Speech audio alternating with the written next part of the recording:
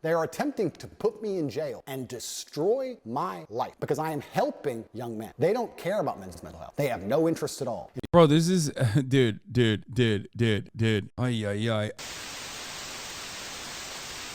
In the interest of saving absolutely everybody's time, I feel like doing a generalized state to all legacy media inside of the Matrix. And I'm doing it to save their time and mine, as well as protect the minds of the masculine youth for the future. Yeah, masculine youth out here just wearing the skinniest schmedium they can find to show off their titties like a slut. I want to make it very clear that the legacy media, which I enjoyed the company of today, have made a massive mistake and missed a chance to do some genuinely interesting journalism after being unfairly incarcerated in a Andrew Tate, the beacon of you know, journalistic integrity. He's like, let me tell you how you're supposed to do journalism. It's like, what the you know, then start a journalism operation. You know what I mean? Romanian dungeon. I thought that even the BBC, in its absolute arrogance and hubris, would be smart enough to come to me after 6 months, being the first interview I gave to the Matrix, and be smart enough. Don't you think you're dumb enough that you thought that like they would be kind to you? How was nobody asking that question? Why are Andrew Tate's dick riders so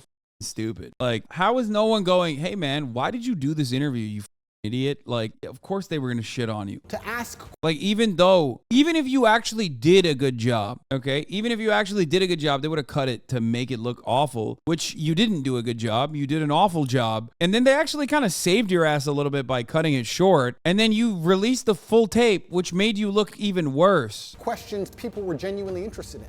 What's it like inside of a Romanian prison cell? How were you treated? Why was a person's liberty deprived of them for 6 months without charge? How is your mental state post your unfair incarceration? Why would they say that, brother? Why would they say any of those things, dude? You're so stupid. I mean, I guess this is just like the signal to his audience that like, that's what they should have asked if they were doing their job. Is he completely free now? No, he can't leave his apartment still, or his house, sorry. That's it. He's still under house arrest. Things people are genuinely interested in hearing, but instead, they came with the same old talking point. And I'd like to address all of these talking points to the Matrix media now to prevent this happening again, because it's a monumental waste of everybody's. I say things on the internet. I've been making content on the internet for a very long time. Finding a clip from 2016, 8 years ago, finding a 4-hour-long podcast from 2016, ignoring all context. Yeah, no, totally. Everybody knows Andrew Tate famously never said women are property, like recently. Totally, man. So like what happens then? Like, do his fan base go, wait, I feel betrayed. I thought you hated women. What's up with that? like that's the whole reason why you have a fan base. Are they going to look to this and go, wait a minute, you didn't say that about women? I'm so confused. So like, ignoring everything positive I say about men and women and the world, and taking a single sentence and trying to pretend that's my entire world is not the bombshell you think it is. Nobody cares. Everybody understands what satire is. Everybody understands what a joke is. Everybody understands it's the internet. Everybody understands all of these. Plus, the people who know the truth of my message are very capable of understanding what is satirical and what is true. People are not as stupid as you'd like them to be. Sitting down with me and missing the chance to have a genuinely interesting interview with genuinely interesting questions that people are interested in hearing the answers to, and instead attempting this attack to get this bombshell aha moment is never going to work. Bro, this is, dude. What you think is interesting for your fan base and what the BBC thinks is interesting for like the average normie population that isn't invested in like 11 different crypto rug pulls that they lost like thousands of dollars to are two separate things, okay? I don't even like the BBC, but of course they were going to cover like the shit that's actually important for the BBC. Why the would they dick ride you? Is he that delusional where he genuinely thinks? Is he that delusional that he genuinely thinks that like the BBC is supposed to do a puff piece like they are the Fresh and Fit brothers? You know what I mean? Is that what he thinks? It's like a POA podcast and they're supposed to give him like a positive interview. You're not Elon Musk. You know what I mean? You are in a very different playing field, okay? Elon Musk can get away with being a major asshat, okay, and be conservative and say all this awful shit and do all this awful shit and be a clear loser. I mean, you know, do your tweets hurt the company? Are there Tesla owners who say, I don't agree with his political position, and I know it because he shares so much? Or there are advertisers on Twitter that Linda Yaccarino will come and say, you gotta stop, man. Or, I can't get these ads because of some of the things you tweet.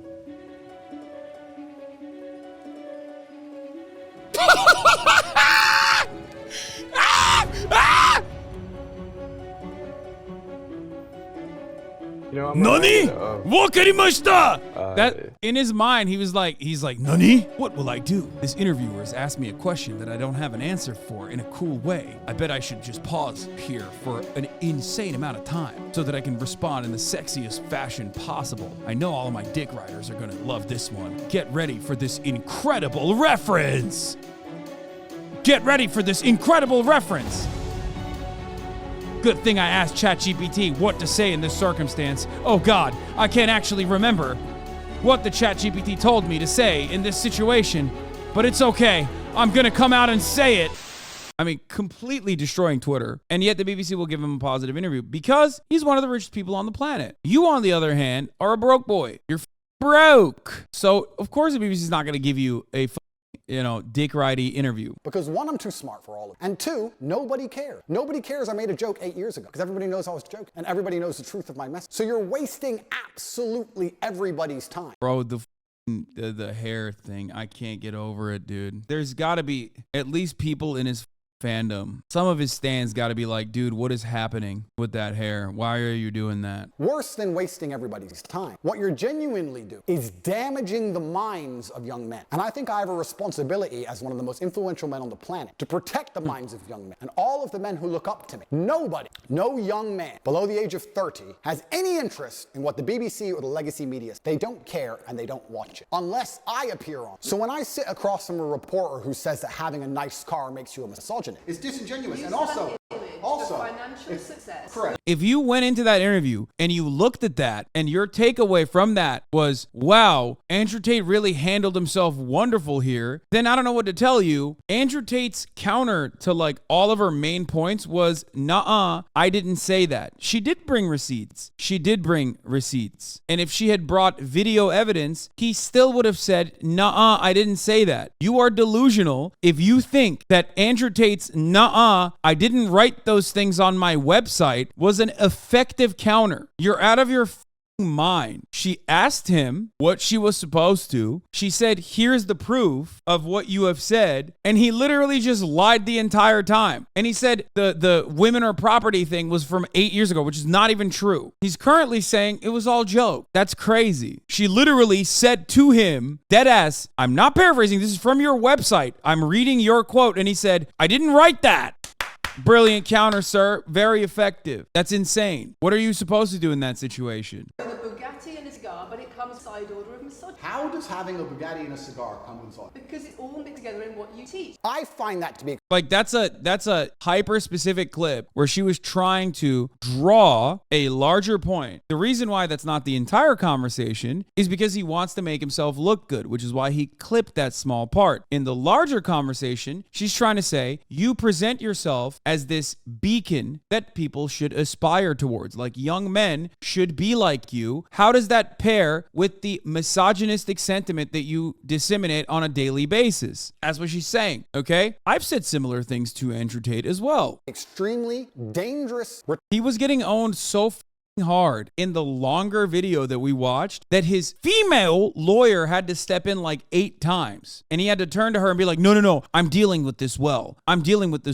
Okay? Rhetoric. I find that to be extremist rhetoric. And I think it's very dangerous for young men Rhetoric. to think if they work hard for something in their lives, if they dedicate themselves and they're diligent and hard work and they try hard, that they'll be a bad person. I hate the idea of a world where a man who dedicates himself to excellence so he can enjoy the finer things in life is criticized and ostracized. Yeah, man, that's why everyone's mad at you, because you are talking about how you should dedicate yourself to enjoying the finer things in life. I'm gonna be honest with you. If you still believe any of the shit that Andrew Tate is saying at this point, it is impossible. You will not be saved, okay? Like the Romanian courts are not currently investigating you for enjoying the finer things in life. Unless you think enjoying the finer things in life is sex trafficking people under coercive conditions, okay? Is that what you mean when you say enjoying the finer finer things in life, I don't understand. And I don't like young men hearing these extremist ideas. And they're only going to hear these extremist ideas if they watch the BBC, which is an extremist organization. And they're only going to watch the BBC if I talk to them. So I feel like now that these people have proved themselves to be extremist and very damaging to the minds of young men, I have an obligation to not interact with them very much because I don't want them spreading their extremist propaganda. We have a men's mental health crisis. Young men are disenfranchised. The suicide rate amongst men is much higher than women. And everybody pretends to care.